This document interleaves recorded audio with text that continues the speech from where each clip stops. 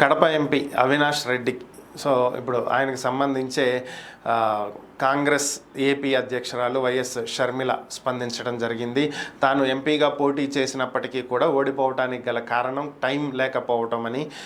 రాష్ట్ర వ్యాప్తంగా పర్యటనలు చేసినటువంటి తనకి కడపలో తన నియోజకవర్గంలో పర్యటించడానికి కేవలం 14 రోజులు మాత్రమే మిగిలి ఉండటం చేత ఎక్కువ గ్రామాలను కవర్ చేయలేకపోయారని, ఎక్కువగా ప్రచారం చేయలేకపోయారని, ఆ కారణం చేత ఓడిపోవటం జరిగిందని, అంతేకాకుండా అప్పట్లో అధికారంలో ఉన్నటువంటి ప్రభుత్వం ప్రజలను భయభ్రాంతులకు గురి చేసిందని, తమకు కాక వేరొక పార్టీకి ఓటు వేస్తే వచ్చేటువంటి పథకాలు రాకుండా చేస్తామని అలా బెదిరించి కొంతమందిని, డబ్బిచ్చి కొంతమందిని లొంగదీసుకోవటం జరిగిందని, ఒక ఓటుకి దాదాపుగా 3,500 నుంచి ఇంకా పైన ఇవ్వటం జరిగిందని,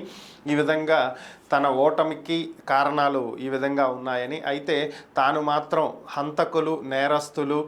చట్టసభల్లోకి అడుగు పెట్టకూడదు అనేటువంటి ఉద్దేశంతో పోటీ చేయడం జరిగిందని, అంతే తప్ప మరొక ఉద్దేశం అయితే ఏమీ లేదని, దురదృష్టవశాత్తు తను అనుకున్నది జరగలేదని, అయితే